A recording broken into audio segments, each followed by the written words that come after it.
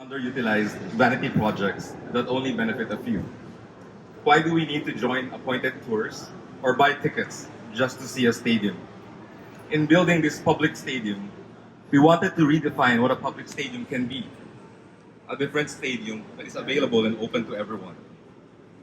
The stadium is located in Lawag City at the northwestern tip of the Philippines, a country of over 100 million people, where this is only the third stadium with 12,000 seats. This is also a country with only 5 square meters of open urban space per person, where the national capital only has 0.89 square meters of park space per person.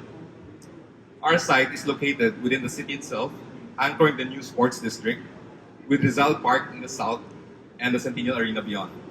The Aquatic Center is to the north and the housing district, and the Mariano Marcos State University is to the east. The old stadium was an open track. It was a daily morning destination for joggers, runners, and students.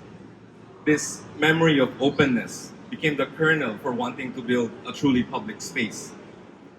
The Panathinaik Stadium in Athens hosted the first Olympic Games. The vast and open field of this stadium reaches out to the trees beyond. It's a quiet and serene quality that's been lost in more and more fantastic stadium forms. So as we started sketching the proportions of this stadium, started sketching the section base, we kept thinking about barriers in public spaces. We started imagining how we could build an open stadium, a stadium that would be an integral part of the community, a stadium that would extend the adjacent park and connect with the university. The simple sections became the primary expression of this stadium. By opening up the southern face of the stadium, we are able to create a stadium park. The southern end of the stadium incorporates a sloping lawn where people could walk up or have picnics and leads to an amphitheater with its magnificent background. The eastern side that used to be a road now becomes a promenade that connects us with the university, where students could freely enter and turns the stadium into a part of the campus. The underside of the seats cover warm-up tracks that are free for the public's use.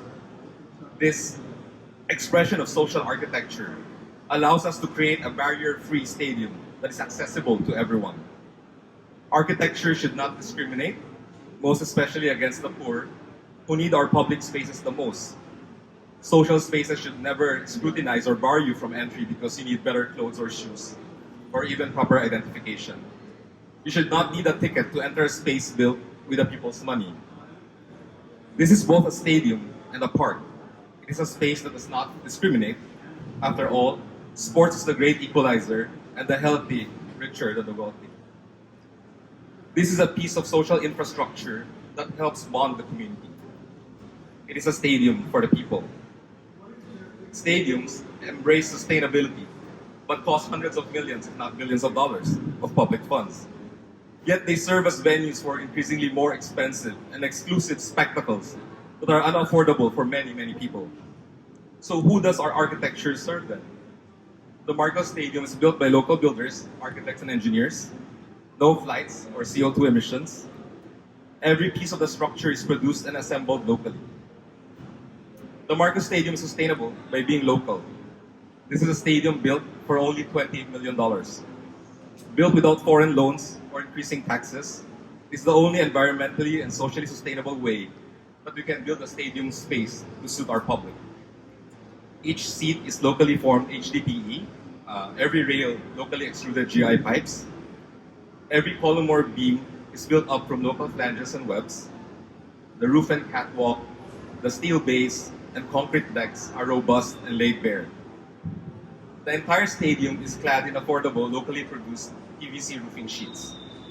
It is lightweight and practical, impact, weather resistant, and suits the tropics. They reflect the most common corrugated roofing materials found in local houses. The pattern reduces the scale of the stadium to a more visually digestible form. It is arranged in a local binakol or whirlwind pattern that creates an optical illusion representing the sea. A traditional pattern passed down from generation to generation, used for local inabel fabrics that are still made by hand and celebrated today. It is a familiar visual identity that Ilocanos use to wrap infants at birth or as veils and shawls for weddings and other social gatherings. The striking pattern is unmistakable from every angle. It clads a modern geometry, tradition, and history. It becomes a monument that expresses the characteristic frugality and modesty of the Ilocano people and echoes their functional landmarks from the buttresses of Paway Church to the windmills of Bangi. This is a character expressed in its boldly exposed structure, an unadorned quality that highlights the vastness, the sense of openness to represent the origins of an agricultural society. This is a symbol of the city, an open plan that welcomes all. It is the bonfire around which the community can gather. This open plan allows for free-flowing daily access to the 12,000 seats and facilities that become communal spaces. The open end and large peripheral openings allow natural breezes to flow through and cool the spectators. It provides much needed shade for gatherings and activities under our tropical sun. The Marcos Stadium is certified to host local and international events by the AAA, but also provides a vital safe space for joggers and runners every day. It is a simple, basic geometric form built out of a single sculptural module. It's not loud nor pretentious, just a place of rest protected from the sun and the rains. It is a stadium for everyone, no tickets required. A clean and simple form, it is about clean and clear lines, simple, open access, public space, and freedom of movement. So when does a stadium belong to the people, day or night?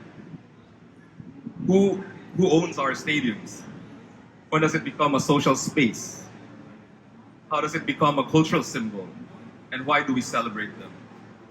It's because of this disappearing we who gather together, share experiences, and celebrate life. This is the Marcos Stadium, a typology that is often a capitalist symbol of money and power, turned into an egalitarian and democratic space. A people's stadium, a stadium park.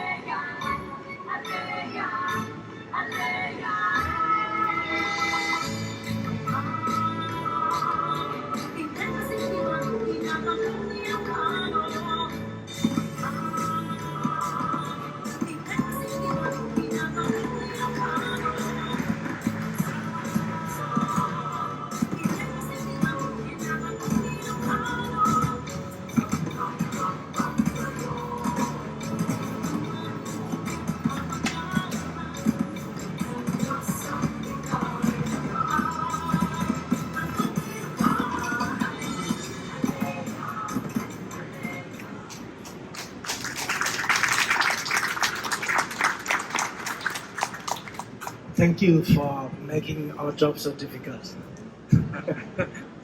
we asked a lot of the previous entrants, where are the people in your stadium? Because there's all these photos of 100,000 people stadia and not a single person around. So now we know where they are.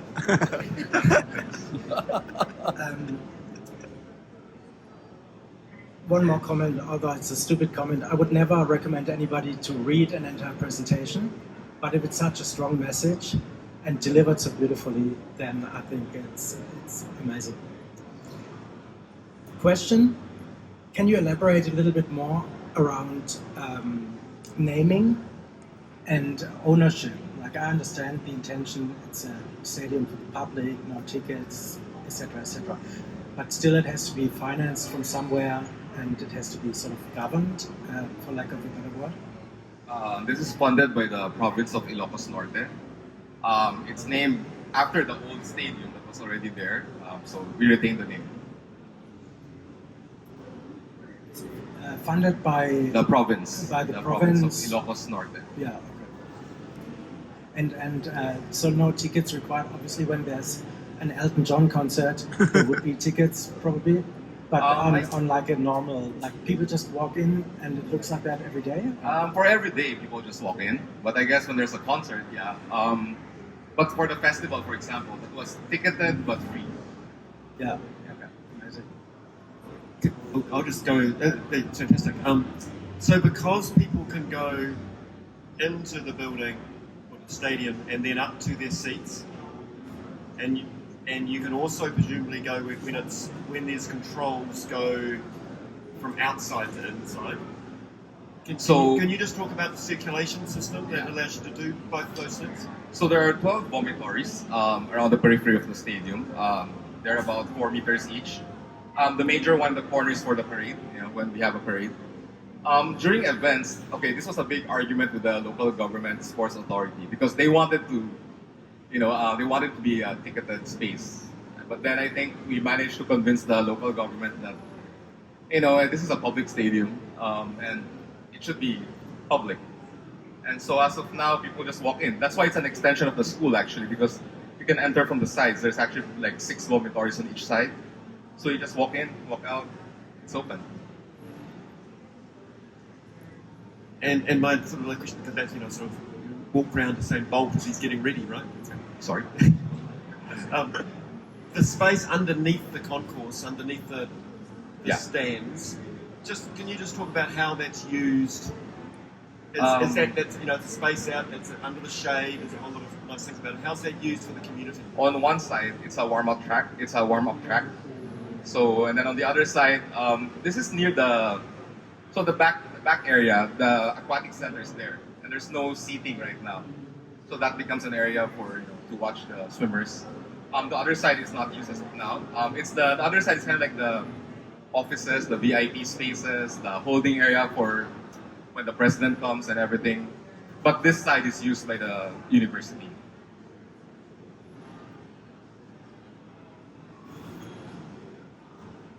I really don't have any questions. I think it's really clear. Thank you very much. It's a fantastic motivation and successful project. Thank you.